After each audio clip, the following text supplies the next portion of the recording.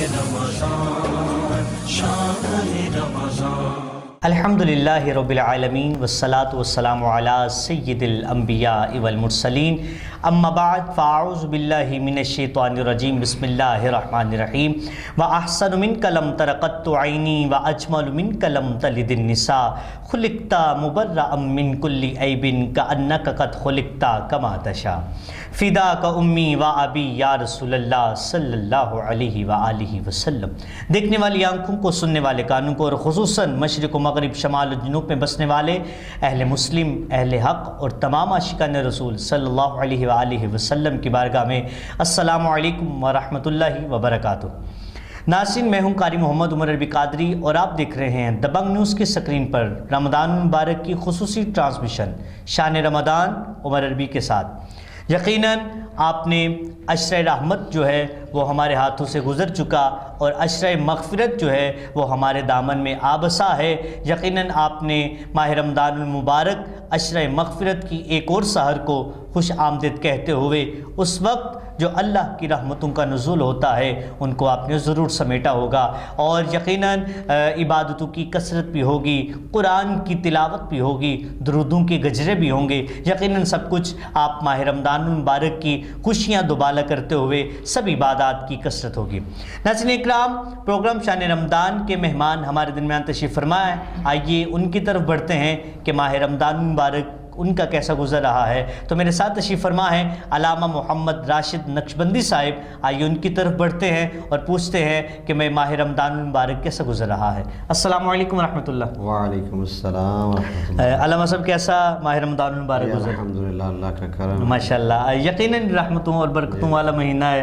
اللہ علماء کو سلامت رکھے، ہمارے حفاظ کو سلامت رکھے جو آتے ہیں ماہ رمضان المبارک میں اور ہمیں اور دین کی جو ہے وہ قرب میں ہمیں لے آتے ہیں۔ تو دوسری جانب تشریف فرما ہے عالمی شہرت یافتہ ثنا خان جناب محترم جنید شہزاد بغدادی صاحب، میرے بھائی، آئیے ان کی طرف بڑھتے ہیں کہ ان کا ماہ رمضان المبارک کیسا گزرا ہے۔ السلام علیکم ورحمۃ اللہ۔ وعلیکم السلام۔ جنید بھائی کیسا ماشاءاللہ ماہ رمضان المبارک گزر رہا ہے؟ اللہ کا بڑا شکر ہے۔ یقیناً جو ہے وہ مصروفیات اور بڑھ گئی ہوں گی وہاں، بہت اچھا گزر رہا ہے ماشاءاللہ، اللہ سلامت رکھے۔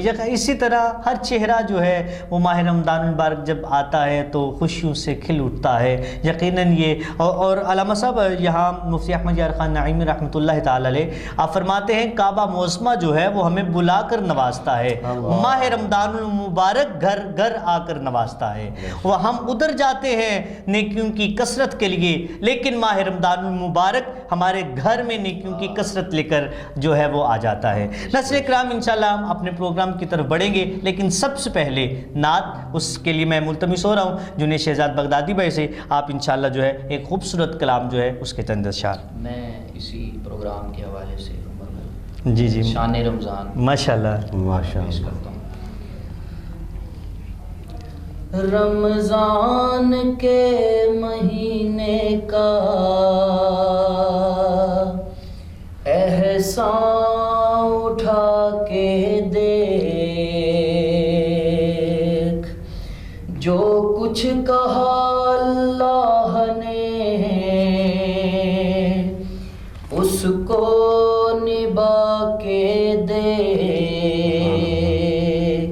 شان رمضان شان رمضان شان رمضان سبحان اللہ، شان رمضان جان رمضان شان رمضان شان رمضان شان رمضان شان رمضان، زندگی صبر سے آشنا ہو گئی، زندگی صبر سے آشنا ہو گئی، شان رمضان دہر میں آیا ہو گئی، شان رمضان دہر میں آیا ہو گئی، جو نظر میں نہیں تھا کنارہ ملا، ایسا ماہ کرم کا سہارا ملا، ایسا ماہ کرم کا سہارا سبحان اللہ۔ ملا، اشک آنکھوں سے دامن میں آ کے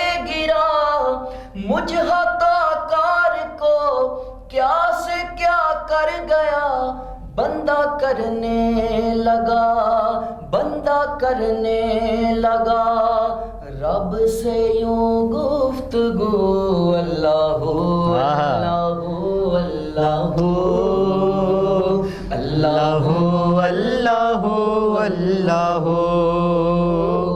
اللہ اللہ اللہ شان رمضان آیا 400 شان رمضان شان رمضان سبحان اللہ جان رمضان شان رمضان برکتیں یوں فلک سے اترنے لگی برکتیں یوں فلک سے اترنے لگی کرنیں جیسے زمیں پر بکھرنے لگی کرنیں جیسے زمیں پر بکھرنے لگی سلسلہ رحمتوں کا دعا سے ملا سلسلہ رحمتوں کا دعا سے ملا نعمتوں کا یہ کیسا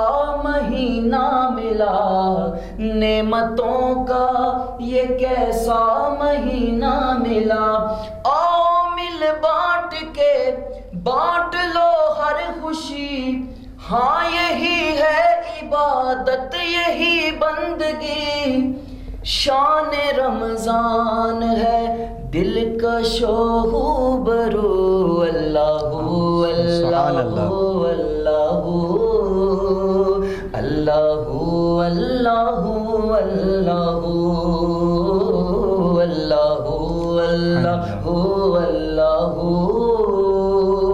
شان رمضان آیا 400 شان رمضان شان رمضان شان رمضان شان رمضان جان رمضان شان رمضان سبحان اللہ سبحان اللہ شان رمضان کے ساتھ یہ ہے پروگرام بھی شان رمضان یقیناً ماہ رمضان مبارک اپنے اندر بہت ساری جو ہے وہ برکتیں وسعتیں رکھتا ہے ناظرین آدھا جو ہے وہ ماہ رمضان مبارک کا جو مہینہ ہے وہ ہم سے جو ہے وہ رخصت ہو چکا ہے چند لمحات ہمارے پاس رہ گئے ہیں ہمیں چاہیے ہم اس کی قدر کریں ہمیں چاہیے ہم اس کی جو ہے اس وقت کو غنیمت جانتے ہوئے اپنے رب کو راضی کریں ناظرین مکرم آئیے اپنے پروگرام میں جو ایک خوبصورت عنوان کے جو ہے تحت ہم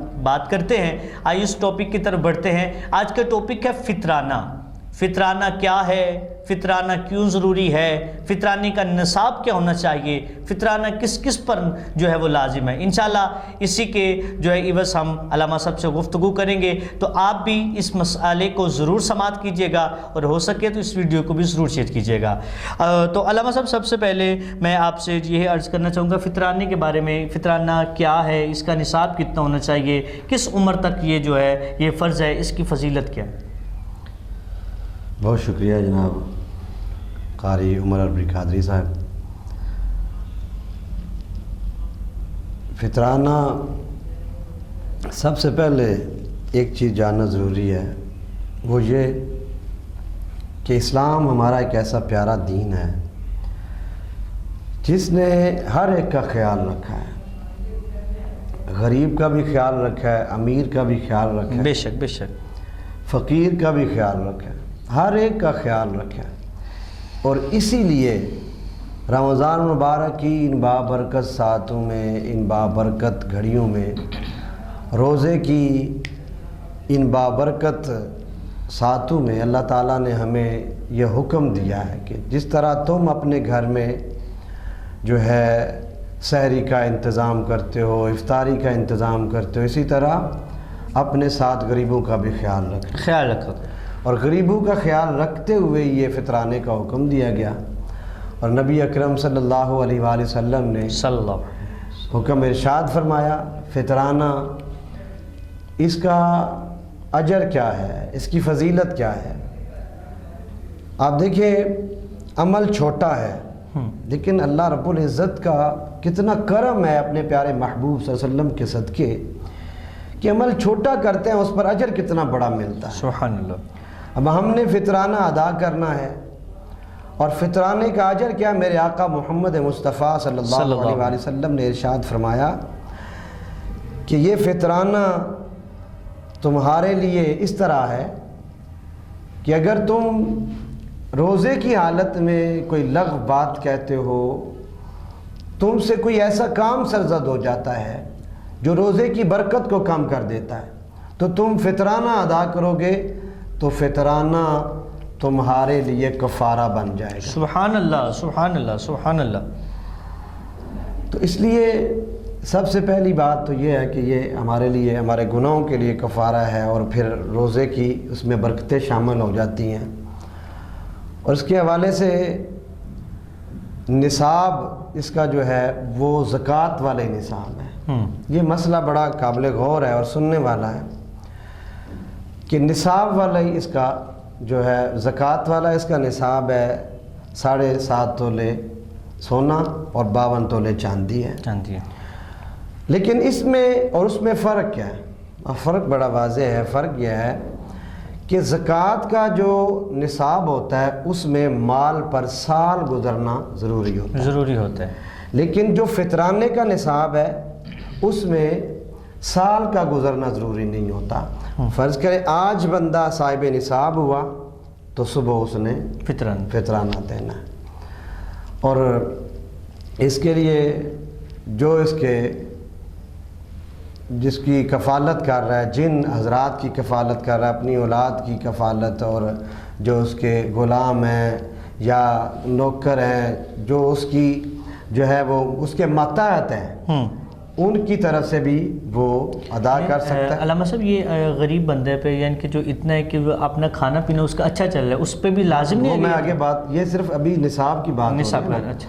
آگے نبی اکرم صلی اللہ علیہ وسلم نے اسی پر ارشاد فرمایا کہ اگر کوئی جو ہے وہ صاحب ثروت مسلمان ہے، اس کا اچھا گزر بسر ہوتا ہے، اس کا جو ہے دن بسر اور رات ہر جو ہے معاملات اس کے اچھے ہیں، کھانا اس کا اچھا ہے، صرف یہ کہ وہ صاحب نصاب نہیں ہے تو وہ بھی جو ہے وہ فطرانہ دے سکتا ہے.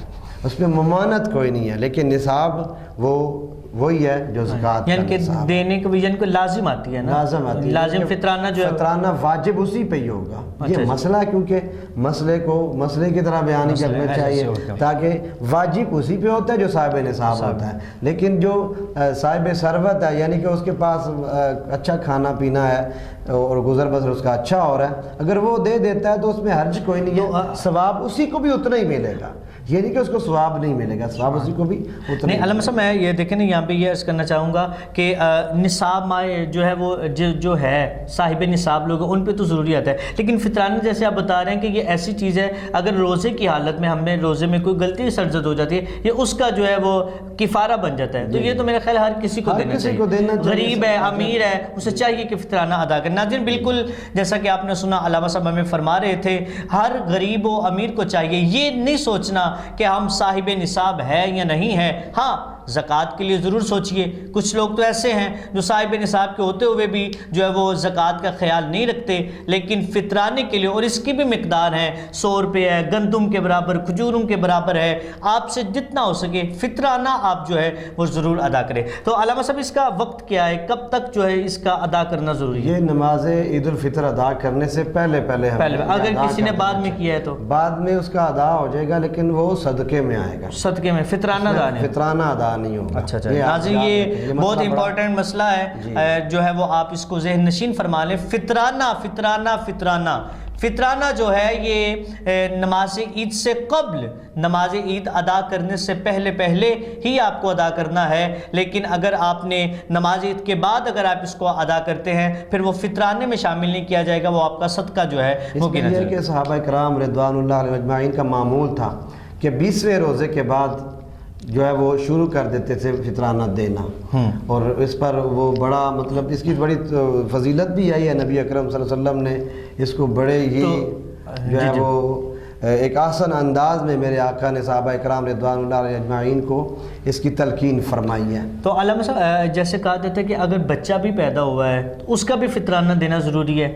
یہ بھی عام ہاں طور جی پر جو بالکل، بات نابالغ بچہ جو ہے اس کا بھی دینا. اور یہاں پہ میں بھی ایک بات، بہت سارے کچھ مسائل ایسے ہوتے ہیں جن کو بیان کرنے میں تھوڑا سی جو توجہ کی ضرورت ہوتی ہے اور اس پر پھر کافی وقت درکار ہوتا ہے.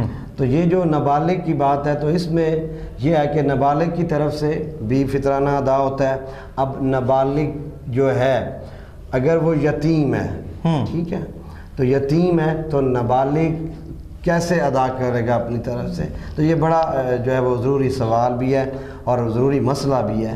تو یہ اگر وہ یتیم ہے تو اگر جو اس کی کفالت کر رہا ہے، اس کے پاس اس کا مال تو یتیم کا ہے جو کفالت کر رہا ہے، تو وہ اس کے مال میں سے اس کا ادا کرے، اس کے مال میں سے اس کا فطرانہ جو ہے وہ ادا کرے. تو علامہ صاحب اس کے ساتھ ساتھ یہ بھی ہمیں کہا جاتا ہے کہ اگر کسی کے ہاں مہمان آ گئے ہیں تو اس کا فطرانہ بھی اس پہ ضروری آئے گا جس کے گھر آئے ہیں.